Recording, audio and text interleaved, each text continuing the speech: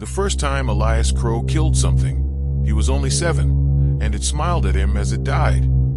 At least, that's what he would say years later in a cold, windowless interview room in Indiana State Prison. But back in the spring of 1985, in the dying town of Ashridge, no one knew that the boy sitting quietly in the second-story window would become one of the most terrifying killers the Midwest had ever seen. Ashridge was a place you passed through, a cluster of rusted mailboxes and peeling storefronts, where the silence at night was thicker than fog. And in the middle of this nowhere town stood the Crowe household, if you could call it that. A broken porch, shattered windows covered in plastic, and the smell of rot that never seemed to leave. Elias Crowe rarely spoke. He rarely smiled. He watched from his bedroom window on the second floor. He sat for hours, knees hugged to his chest, staring down at the street below, watching cars pass, watching kids play, watching people live lives that never touched his. His mother, Ruth, was a ghost of a woman, chain-smoking and nursing a bottle from morning to midnight. She would scream at the television and sometimes forget Elias even existed. His father, Dale, was mostly gone, rumored to work in a mill 3 towns over, but no one really knew. He'd show up bloodshot and mean a couple times a month, dragging the smell of whiskey and stale air behind him. At school, Elias was the boy teachers forgot to call on. When he did speak, it was in monotone. He drew things, dark, violent sketches that made some kids nervous, but nothing anyone reported. After all, he wasn't hurting anyone. Not yet. But in the woods behind the school, Elias had a secret. It started with squirrels, then rabbits, then a neighbor's cat that ran away. Elias didn't torture them. That's what made it worse. He was careful, methodical. He buried them with little wooden crosses, sometimes wrote names on them. He called it freeing them. No one noticed. No one ever noticed Elias Crowe. Until the incident with Daniel Price. Daniel was 10, a loudmouth and a bully who had taken a particular interest in tormenting Elias, shoving him in the halls, tripping him at the drinking fountain, laughing about how Elias looked like a dead kid walking. One rainy October afternoon, Daniel didn't come home. The town searched for 3 days. Flashlights combed the woods. Flyers were posted in gas stations and churches. They found Daniel in a drainage ditch near the Crowe house, unconscious, bruised, but alive. He claimed he'd fallen, couldn't remember anything, but something in Daniel changed. He stopped picking on Elias, stopped speaking mostly. He transferred schools the next month. A week later, his family moved away. It would be years before anyone would piece it together, even longer before someone would find the hidden journal beneath the floorboards of Elias's childhood room, pages filled with cold, clinical entries. Daniel was loud. I didn't like the way he looked at me. I tried to make him stop. He stopped. After that, Elias grew quieter, stranger. One teacher claimed to see him standing in the hallway long after school had ended, just staring at his own reflection in the trophy case. When she asked what he was doing, he simply said, "I was wondering what it would be like to not exist." Still, no one did anything. Elias faded into the background like a shadow. But shadows grow in silence. And sometimes, they come back. The first body found had no name, no ID, and no hands. It was discovered in a drainage culvert outside Marlow, Indiana. Just another quiet town with too much corn and not enough jobs. A hunter spotted a flash of pale flesh beneath the nest of branches. Police assumed it was a drowning at first, maybe an overdose. But the autopsy said otherwise. The victim had been posed, cleaned, every tooth extracted. The coroner noted an almost surgical precision. The fingertips were scorched, the wrists cauterized. Whoever did this knew exactly what they were doing, and exactly how to erase their trace. She was the first, but not the last. Over the next 7 months, 4 more women vanished across 3 counties. All of them alone. All of them living on the fringe. Sex workers, addicts, the chronically homeless. The kind of women no one missed right away. No one except a newly appointed detective named Marissa Vale, who noticed what others didn't. She saw the pattern. The disappearances all happened near small colleges. The time frames lined up with maintenance schedules. And in every case, the security footage had a 2 to 3 hour blind spot. always in the early morning hours. But there was one other thing. Each woman, in the weeks before vanishing, had told someone, sometimes a friend, sometimes a counselor, about a quiet man in coveralls who seemed to be following them. That man was Elias Crowe. By 1995, Elias was 27, working as a night janitor at Ashridge Community College. His co-workers called him Ghost. Not because he was pale, though he was, but because he moved silently, spoke barely, and was almost impossible to notice. He cleaned classrooms, emptied trash bins, and left before dawn. No friends, no family, no digital footprint, but he had a basement, and that basement held everything. Inside his rented farmhouse, 30 miles outside town, Elias had built what he called the memory room. It looked like a shrine or a museum, if museums displayed the hairbrushes of the dead, locks of hair, photographs, torn fabric, handmade clay figurines labeled with initials no one would recognize until much later. But he didn't just collect. He studied every victim, every movement, every decision, and he recorded them all in notebooks labeled silence logs. She cried for exactly 3 minutes, then stopped. I think she understood. I think she felt peace. Detective Vale didn't know about the memory room yet, but her instincts were sharpening. She began digging into maintenance schedules, HR logs, vehicle registrations. Elias's name came up once, then again, and just when she started to circle in, he stopped killing. For almost a year, nothing happened, until a 19-year-old student named Lauren Drew disappeared after a night class. She had called her sister, said she felt like someone was following her. Her car was found in the campus parking lot, keys still in the ignition. But Lauren was different, because Lauren escaped. 3 days after she vanished, Lauren stumbled into a diner off I-65, barefoot and bloodied. She collapsed in the booth. When she woke up in the hospital, she told police everything. The man wore coveralls. He never raised his voice. He talked to her like she wasn't there. He made her sing before he hurt her. But most haunting of all, he cried while doing it. Lauren's description was clear, her memory razor sharp.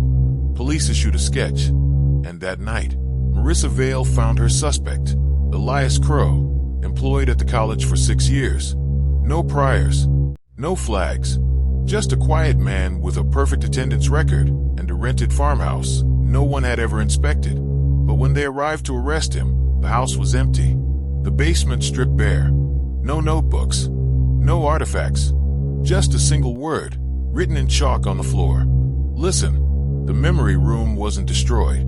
It had been moved, recreated somewhere else, identical in layout and detail. Because Elias had always planned to run, he expected to be caught. What no one knew yet was that the memory room was just one of 3. The house was supposed to be empty, but the floorboards were still breathing. The farmhouse Elias Crowe left behind wasn't just a crime scene. It was a message. One Detective Marissa Vale wasn't ready to understand yet. The memory room had been stripped, but the walls whispered. Blacklight revealed faint outlines of frames that once held photos. Nail holes, a smear of blood on the concrete, nearly invisible to the eye. In the corner, someone had carved a phrase into the wood. Stillness is salvation. Vale ordered a second sweep of the house. That's when the tech team found the crawl space, sealed with industrial nails, beneath the laundry room. When they pried it open, the air that escaped was foul and old, like something had been rotting in silence. Inside, they found bones. Some human, some animal, all labeled, neatly bagged. And beneath the remains, a notebook, its cover soaked in something dark. Blood, ink, no one could tell. The notebook was a window into Elias's madness. He described his victims like songs. Each had a tone, a volume, a silence point. One passage read, Lauren was soprano, high and full of fear. I didn't finish her song. I left her in discord. He was unraveling, and he knew it. The final entries were messy, unstable. He wrote about echoes and shadows that won't stop watching. About her. At first, Vale thought it referred to Lauren, but further down he wrote, She's back. I hear her when I sleep. She never forgave me. Not for the shed. not for the cold. The question wasn't who he was talking about. It was what had he done before the killings even began. Meanwhile, 300 miles away in a town called Cedar Hollow, Elias was already building his next room. This one was cleaner, brighter.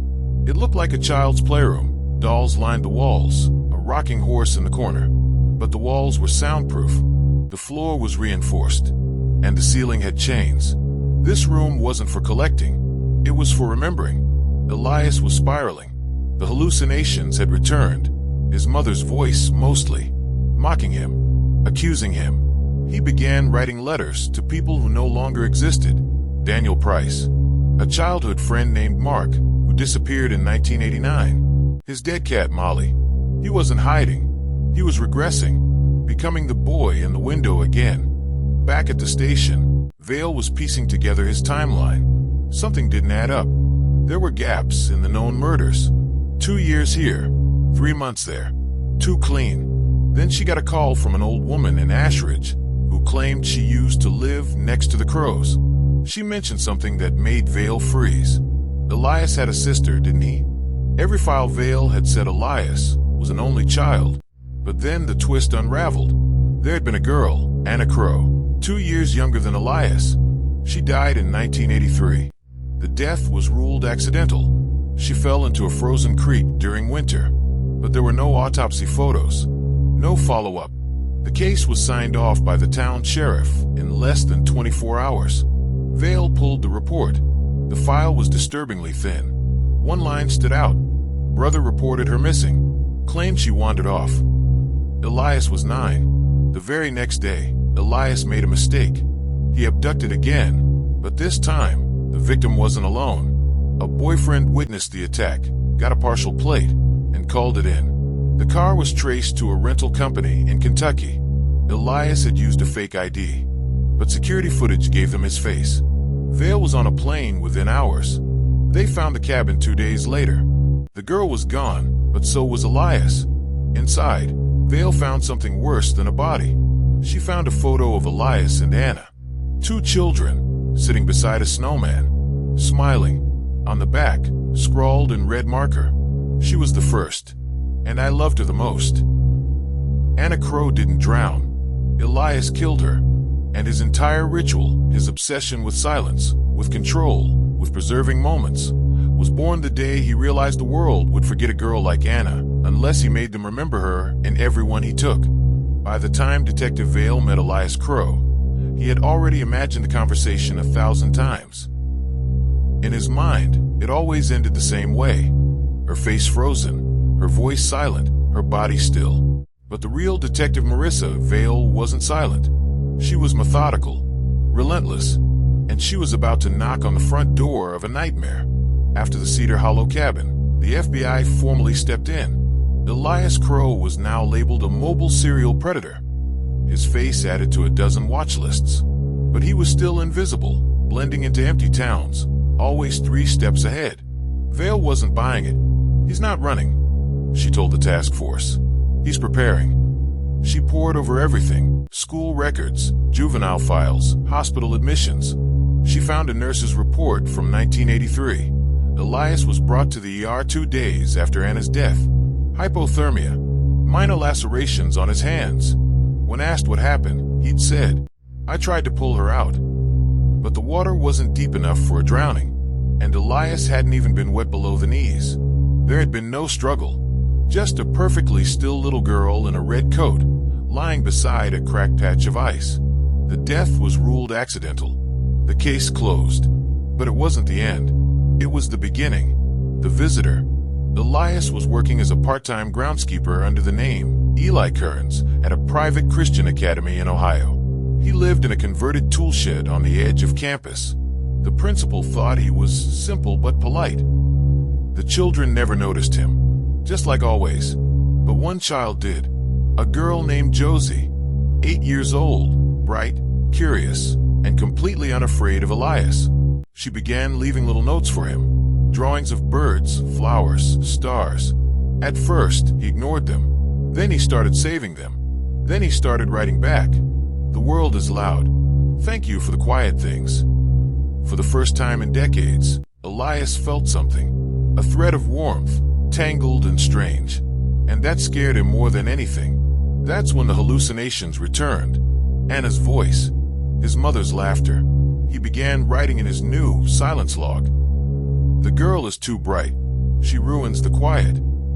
So he planned to stop her. But the night he meant to do it, Josie didn't come. She was sick, at home, and Elias stared at the empty path where drawings usually sat, and wept. The hollow man was cracking. The trap.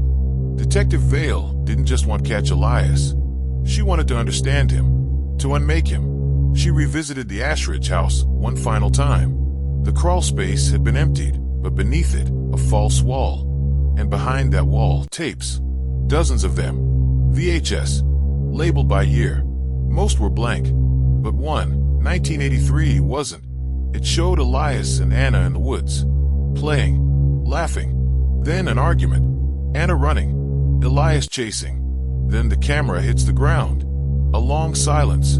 And a final, whispered line. I didn't mean to, but I needed you to stop. Vale sat in her car afterward, shaking. The monster she'd hunted wasn't born overnight. He was built, one silence at a time. So she made her move. She went undercover, posing as a Department of Education inspector, visiting the Ohio Academy.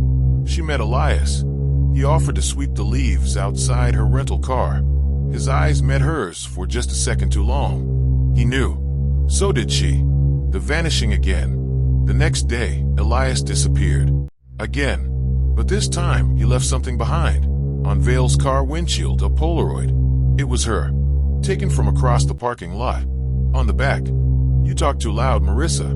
I'll fix that soon. Elias had been following Vale for weeks. Watching her. Studying her. She thought she was closing in on him, but he'd already chosen her as his final piece. The silence log had a blank final entry, with her initials at the top. She woke up underground, with a speaker playing her own voice on a loop. Detective Marissa Vale had vanished without a trace. No signs of forced entry. No body. No struggle. Only one clue. A cassette tape mailed to the FBI labeled Vale_1. On it, her voice, recorded during an old press conference, repeating, "We will find him. And when we do, he won't see the light again." It was the voice of a woman in control. But now, that same voice echoed through a concrete tomb where she was not in control anymore. The chamber. Marissa was being held in a replica of a courtroom, built underground. At the front sat Elias Crowe. Calm, silent, wearing a black robe. On the walls, jury silhouettes cut out from cardboard, each with a name written across the chest. Names of his victims. And above it all, painted in red, "Let her speak." One last time. Elias had been planning this for years. Not just the room, but the performance. He called it the final silence. The confrontation. Unlike his other victims, Marissa wasn't bound. She wasn't gagged. She was free to move, to talk. Elias wanted her to defend herself. "You hunted me," he said softly, "but I've been hunting you longer." Marissa realized this wasn't about revenge. It was about recognition. Elias saw her as his equal, his final witness, the only one who could truly understand why he did what he did. But Marissa wasn't there to play his game. She turned the tables. "You don't need a courtroom, Elias. You need a grave." He laughed, for the first time in years. But it wasn't joy. It was grief wearing a mask. The twist. While Elias monologued, Marissa was counting seconds, timing lights. There was a faint hum every 12 minutes. A vent kicking on. An air cycle. She realized something vital. She wasn't in a bunker. She was under a building. A school. A library. She took a risk. She screamed into the vent. 3 stories above her, a janitor heard something strange coming through the floor grate. A woman's voice. Muffled. Repeating. "Anna. She's under here. She's waiting." Police stormed the building the next day. They found the underground courtroom. They found Elias. And they found Marissa Vale alive. The final silence. Elias was arrested without resistance. When asked if he had any final words, he simply said, "It's done." She broke the silence. He was sentenced to life, without parole. But here's the part that will haunt you. After his conviction, a letter was found in Marissa's mailbox, postmarked the day before she was rescued. Inside, a single line: "You were never the finale, just the overture." Authorities now believe Elias had an accomplice. Someone still out there. Someone watching. Waiting. Epilogue. Today, Marissa Vale lives in protective custody under a new name. But in a 2022 interview, she said he didn't want to be remembered as a killer. He wanted to be remembered as a story. And I guess he got what he wanted. Now it's your turn. Do you think Elias Crowe worked alone? Or is someone still out there, building the next memory room? Drop your thoughts in the comments. Who do you think the next chapter is about?